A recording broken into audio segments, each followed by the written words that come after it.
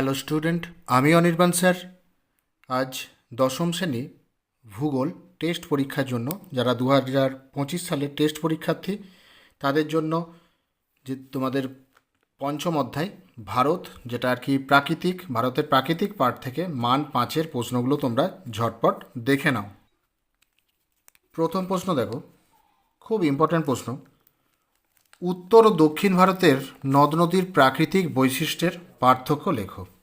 2 নম্বর প্রশ্ন, ভারতের পূর্ব ও পশ্চিম উপকূলীয় সমভূমির প্রাকৃতিক বৈশিষ্ট্যের পার্থক্য নিরূপণ করো।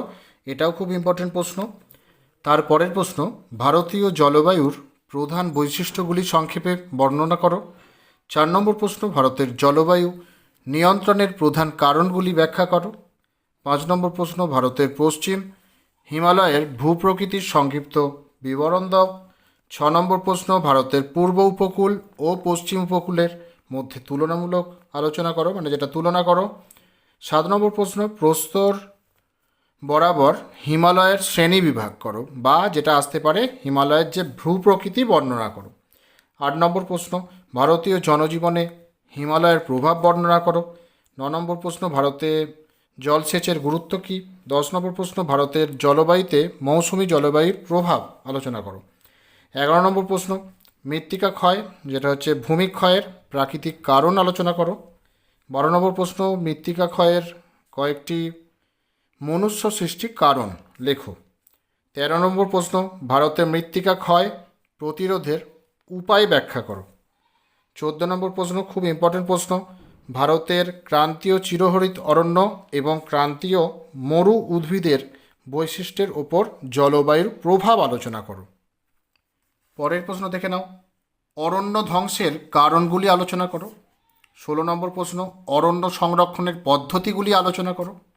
17 নম্বর প্রশ্ন, ভারতে বনভূমি সংরক্ষণ প্রয়োজনীয় কেন। আর প্রাকৃতিক থেকে লাস্ট প্রশ্ন, ভারতের প্রধান প্রধান মৃত্তিকার বন্টন ও বৈশিষ্ট্য আলোচনা করো। এইবার কী বলতো, এই প্রশ্নটা হয়তো একবারে দেবে না, মানে দেখা যাচ্ছে যে তোমার 6টা প্রধান মৃত্তিকা অঞ্চল, সেখান থেকে দেখা যাচ্ছে হয়তো 2টো দিল কি 1টা দিল, সেই জন্যে তোমরা একটুখানি এটা একটু ভালো করে করো। আর সম্ভবত তোমাদের ওই কৃষ্ণ মৃত্তিকাটা বাদ দিও, কারণ কৃষ্ণ মৃত্তিকাটা 25 সালে এসেছিলো, কৃষ্ণ মৃত্তিকা বাদ দিয়ে তোমরা অন্যান্যগুলো দেখতে পারো।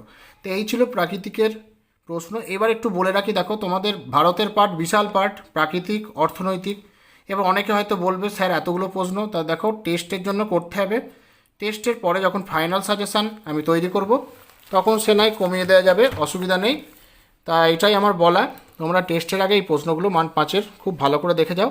আর আমি অর্থনৈতিক ভূগোল থেকেও খুব শিগগিরই নিয়ে আসছি। তোমরা ভালো লাগলে ভিডিওটি অবশ্যই লাইক করো, বন্ধুদের সঙ্গে ভিডিওটি বেশি পরিমাণে শেয়ার করো, কিছু জানতে আমায় অবশ্যই কমেন্ট করে দিও। আর যারা চ্যানেলে নতুন তারা চ্যানেলটি সাবস্ক্রাইব করো। Thank you.